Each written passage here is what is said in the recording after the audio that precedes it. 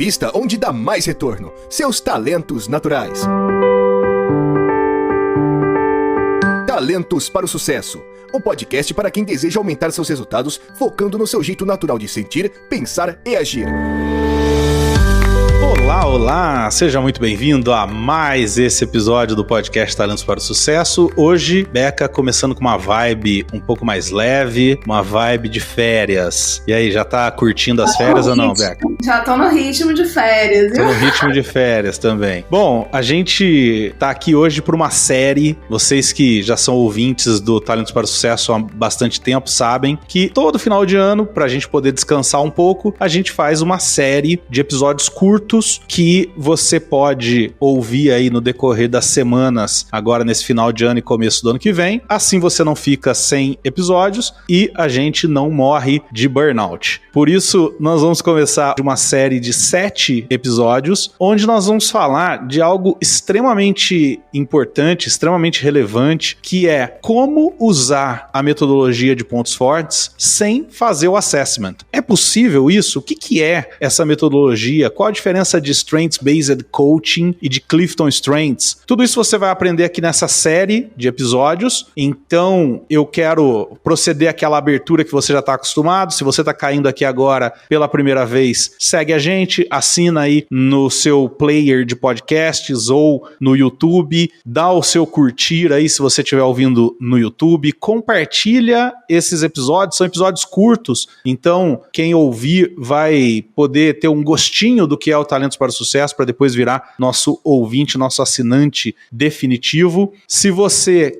quer nos apoiar, se você gosta desse podcast e quer nos apoiar, entra no apoia.se/TPS, tá aqui ó, o QR Code para você apontar a câmera do seu celular e você lá vai poder nos apoiar a partir de R$15 e vai ter uma série de benefícios, vai poder participar de gravações, vai poder ter um Devolutiva Cast, entre outros benefícios aí que você conhece lá no site do Apoia-se. Também aproveita agora que é final de ano e você está em ritmo mais lento, aproveita para participar, mandar sua mensagem para a gente, seja nas nossas redes sociais, seja no e-mail aqui, ó, podcast@talentosparosucesso.com.br ou mesmo aí na caixa de mensagem do Spotify ou nos comentários do YouTube. Entra em contato com a gente, participa, ajuda a gente a construir esse podcast. A gente tem recebido muitas mensagens, algumas delas a gente vai ler no primeiro episódio depois dessa série, lá no ano de 2023, e a gente quer já desejar para você ótimas festas, um Natal maravilhoso e um ano de 2023 com bastante realização e com muito uso dos seus talentos. Bom, hoje a gente vai falar aqui da terceira pista, a terceira dica para os talentos, que é o fluxo ou o flow.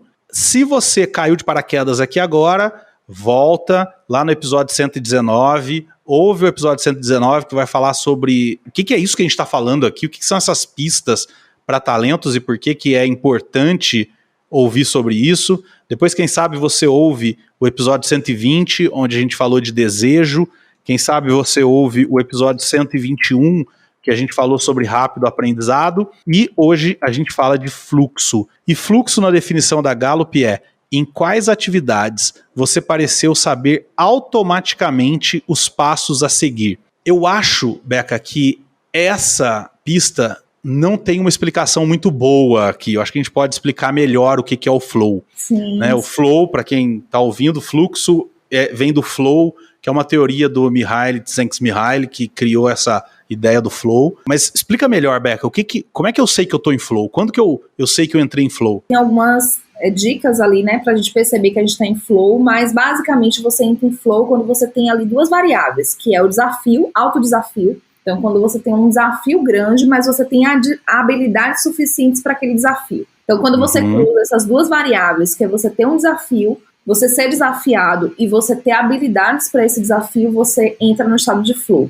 E como é que você percebe, né, que você está no estado de flow? Primeiro que... Antes de você falar como percebe, deixa eu entender essa parte que você falou primeiro. Pode... Então, quer dizer, se eu tenho habilidade, mas não sou desafiado, dificilmente eu entro em flow. Por exemplo... Você vai ficar na apatia. Sei lá, eu tenho a habilidade para falar em público. Mas se eu tiver ficar falando sempre do mesmo jeito, sempre as mesmas coisas, mesmo tema, para o mesmo público, eu não vou, dificilmente vou entrar em flow, é isso? Não, você vai ficar no que ele chama ali da apatia, né? Na zona de conforto, da apatia ali, porque você tem habilidade, só que suas habilidades não estão sendo requeridas. Então, você fica na zona ali, né, de conforto, mas na zona de conforto que a gente fala ali da apatia mesmo, daquele processo que você, poxa, não estou sendo desafiado. O exemplo que eu gosto de dar é dirigir carro. Você tá dirigindo, no começo é tudo emocionante, dá medo, você sofre, aí você começa a dirigir, chega uma hora que você não presta, você sai do trabalho, vai para casa e não sabe nem que caminho que você fez, porque não é mais desafiador e você tem a habilidade para isso. Então, a maior parte das vezes, dirigir é um tédio, né? Dirigir é tedioso.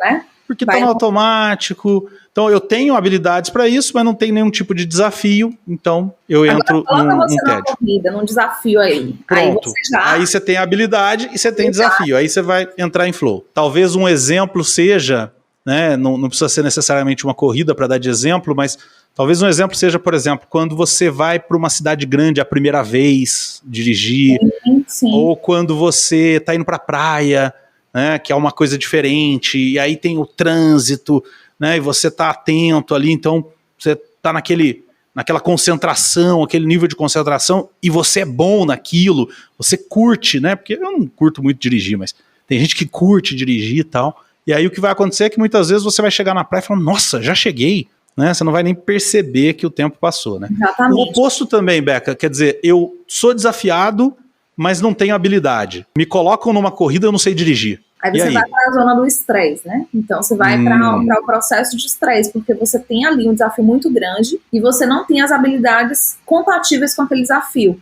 Então você vai para a zona da ansiedade, a zona do estresse. Então quem aqui, né, não já teve uma situação que você, meu Deus, como é que eu vou resolver essa situação? Realmente eu não tenho habilidades para conseguir esse desafio ali. E a gente vai para a zona da ansiedade, não a ansiedade, o estresse, porque o estresse, ele tem um ponto positivo. Ele traz um gatilho de resolução, mas já é aquele estresse já crônico, aquela ansiedade que foge do natural e do normal. Patológico.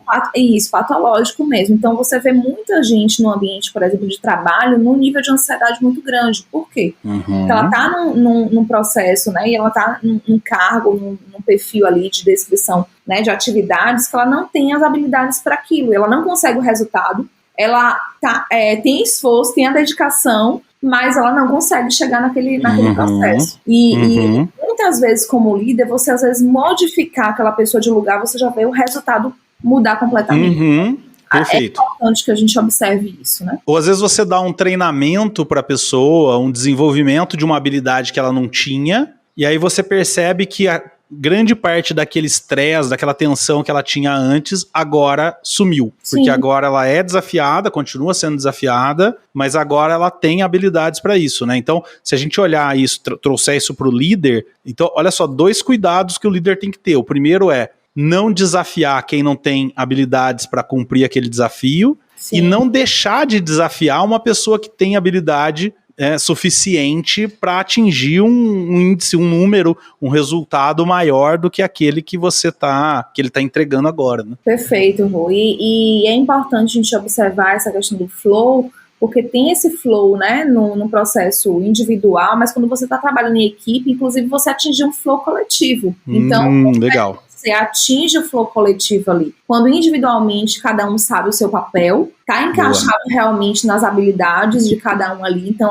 tem um desafio que é do grupo, tem um objetivo comum que é do grupo, mas você tem cada um encaixado naquele desafio. Então eu sei qual é a minha atividade, eu sei o impacto que ela traz, eu sei ali, eu sou desafiado, eu encontro meu flow individual, mas você, como equipe, você atinge o flow coletivo para aquele objetivo. Muito bom. Você sabe que semana passada eu estava num evento de treinamento grande para um cliente nosso, tal. Eu e mais uma pessoa que estava lá, a gente estava lembrando de um outro evento já há muito tempo atrás, que a gente fez para o grupo Pão de Açúcar, e que a gente estava também num grupo grande de pessoas, que ficou muito marcado para a gente, assim. Foi um dia muito gostoso, foi um dia que passou muito rápido e que marcou a gente profundamente. Eu tenho certeza que a gente estava num flow coletivo ali. Eu tenho certeza que a gente estava porque assim, tinha uma tensão muito grande, imagina, você não podia errar, não podia falhar, tinha uma tensão muito grande, mas era um grupo extremamente competente e extremamente preparado. A gente se reuniu muito antes do evento, fazendo várias reuniões e se preparando. Outro exemplo foi o primeiro GGSC presencial aqui no Brasil, que também, assim, a gente estava num grupo grande e extremamente preparado, treinado, sabe, com muitas reuniões e tal, e também foi cara, assim, uma experiência que eu acho legal, Beca, até no que você falou nos episódios para trás aí, de se a gente faria aquilo se não estivesse recebendo para aquilo, né? Se não fosse meu trabalho, tal, quando a gente falou de desejo no episódio 120, eu acho legal porque tem certas experiências que eu vivi no trabalho que não parece que eu estava trabalhando. Parece que foi sabe assim, compara-se com uma ida ao Hopi Hari. A mesma sensação, uma sensação de uma coisa, eu não sei dizer, não era só entretenimento, porque tinha toda a tensão de trabalho, mas tinha um componente ali de um prazer absurdo naquele momento, né? E eu não estou dizendo que os outros não tenham prazer, mas tem alguns que extrapolam isso. E aí, provavelmente, é quando a gente estava em flow coletivo, né? Com certeza, que são esses indícios, né, que a gente estava falando antes, que esse indício, assim, quando você trouxe vários indícios aí do flow, né, que é a questão da satisfação. Então, a satisfação é extrema, né, então você está naquele processo, poxa, a gente estava ali com toda a atenção que o projeto precisava, mas eu estava ali extremamente satisfeito. Você quer fazer de novo, então você termina, você assim, quando é que vai ter de novo? Né? Então você vem naquela sensação assim, poxa, eu quero fazer, quero repetir, quero fazer isso pelo resto da vida, né? Vem essa sensação assim, eu já terminei mesmo alguns treinamentos que eu disse, meu Deus, eu quero fazer isso pelo resto da vida, eu quero fazer de novo, quando é que vai ter de novo, né? Então quando você encontra o flow, e quando você não vê a hora passar, você trouxe isso, né? Você ficou ali o dia todo, mas você não viu a hora passar, pareceu que foi tão rápido, você tá até cansado por conta da dedicação ali, traz um cansaço sim, mas você tá extremamente satisfeito com aquela atividade, né? Então é o estado de fluxo, né? Esse estado realmente fluido, eu gosto do fluido, né? É bem fluido. Você faz de forma muito natural, né? Então flui mesmo. O Mihaly Csikszentmihalyi, ele fala no livro Flow, eu acho que é no livro mesmo, ou em alguma palestra dele que eu assisti, que ele conta do pai dele, não sei se você vai lembrar disso, né? Que o pai dele era relojoeiro, né? Acho que era isso. E um dia ele chegou pro pai e o pai tinha passado o dia inteiro sem comer, mexendo num relógio lá. E aí, a hora que ele chegou, falou, nossa, você tá aí ainda, pai? Que fome. Né? Tipo, a fome só veio a hora que ele constatou que era, sei lá, 6 horas da tarde, já ele tava desde as 9 horas da manhã mexendo naquele relógio. Muitas vezes acontece isso com a gente, né? Quantas vezes, eu, por exemplo, agora que tô lutando contra uma diabetes, eu tenho que comer de horários certos, né? Então eu tenho sempre aqui uma barrinha de cereal aqui comigo, ou uma fruta, ou alguma coisa do tipo, né? Mas às vezes a gente esquece. E um dia eu tava aqui em alguma coisa, não lembro o que eu tava fazendo, quando eu olhei no relógio, eu tive um susto absurdo, porque eu tinha simplesmente esquecido de almoçar. Esqueci de almoçar. E o detalhe é assim, não, mas você não estava com fome. Não é isso. A hora que eu me toquei que eu esqueci de almoçar, veio aquela fome desesperadora. Eu só não estava percebendo a fome. E aí, aí cai a glicemia, aí você começa a passar mal, quer dizer, tem que correr para comer alguma coisa, porque é um estado de distanciamento do mundo, né? O mundo dá parece que desfoca ao teu redor. Pausa um pouquinho. Pausa o mundo, exatamente. E você, parece que só tem você e aquilo que você está fazendo, né? Agora, trazendo isso para o mundo corporativo, Beca, vamos ser honestos também aqui com os nossos ouvintes. Por exemplo, eu estou pensando, enquanto a gente fala aqui, eu estou pensando em vendedores, né? Que é o público que eu mais trabalho. O vendedor, ele talvez não vai entrar em flow com tanta frequência assim. Sim. Né? Talvez ele vá ter uma grande parte do trabalho dele que é sim repetitivo e que é sim algo que ele tem que fazer talvez ali sem um desafio muito grande e com um nível de competência muito alta. Talvez tenha uma parte que ele vai ficar muito ali. Então, talvez quem está ouvindo a gente agora pode estar pensando assim, cara, isso aí que vocês estão falando serve para vocês, porque vocês vivem num trabalho que não tem uma rotina, que é completamente diferente de um dia para o outro, tal, mas então não vale para mim. mas vale, né? Como é que é isso no dia a dia de um trabalho mais rotineiro? Por exemplo, a experiência que você tem com hospitais, por exemplo, é possível ter isso? É possível ter flow num ambiente hospitalar que tem que ser tão regradinho, tão cuidadoso? Você via isso lá dentro? Sim, sim.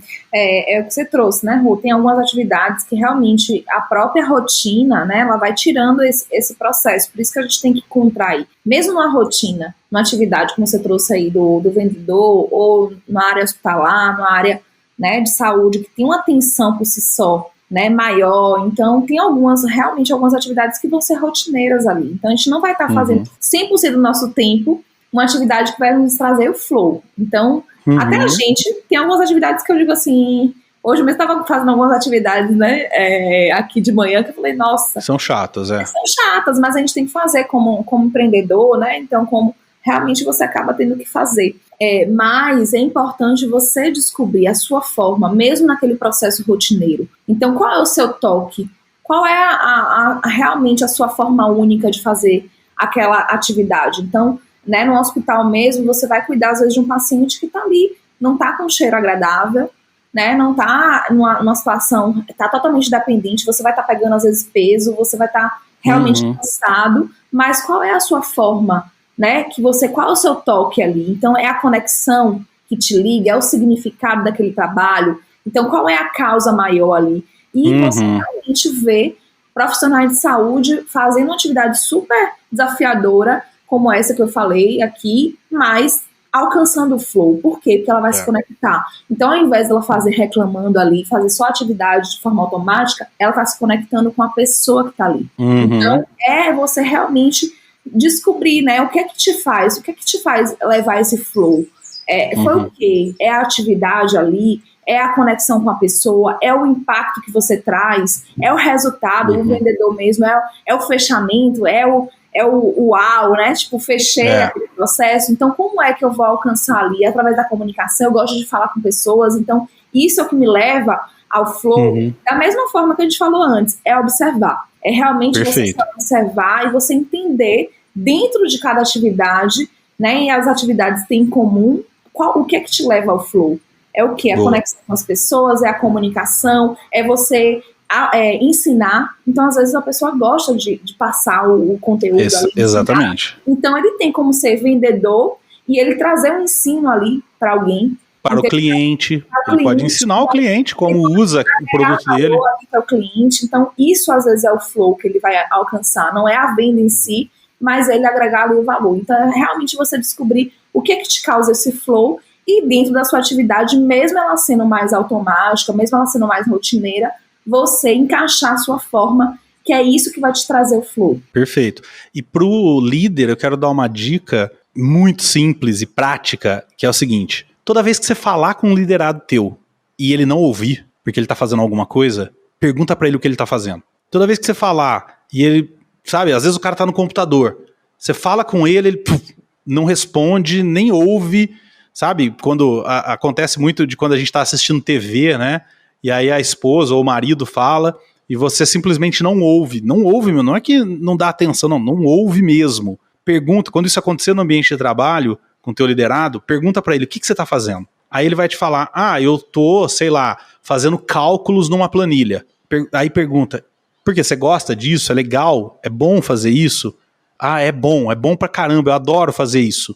Então, você descobriu ali uma atividade que talvez esteja colocando esse teu liderado em flow, e aí você deve analisar ali quais são os talentos que estão envolvidos ali. E de novo, quando a gente fala em talentos, a gente não está falando em dar nome.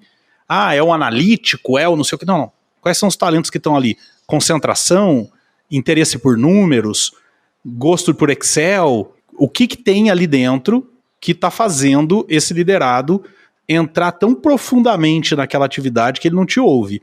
E aí você pergunta para ele, tá bom, você pergunta para você mesmo, como é que eu posso dar mais atividades desse tipo para esse cara? Como que eu posso criar mais condições para que esse cara faça esse tipo de atividade que ele está fazendo hoje e outras atividades que contenham os mesmos ingredientes daquela atividade ali, que outra atividade demanda uma concentração alta, que outra atividade usa também o Excel, que outra atividade tem a ver com números, e aí você vai ver, olha só, parece que realmente isso aqui era a coisa que ele curtia. Não, isso aqui eu achei que não é a concentração, não era essa a questão era mais o número, e aí você vai encontrando o jeito desse cara se adequar ali, né? E novamente, né, conversar, perguntar, né, Rô? Novamente. Muito bom. Então, perguntar qual é a atividade que você passaria horas fazendo. Então, isso aí, do que você faz, né? Qual é a atividade que você passaria ali muito tempo fazendo? Então, já dá um indício ali. Então, fazer perguntas.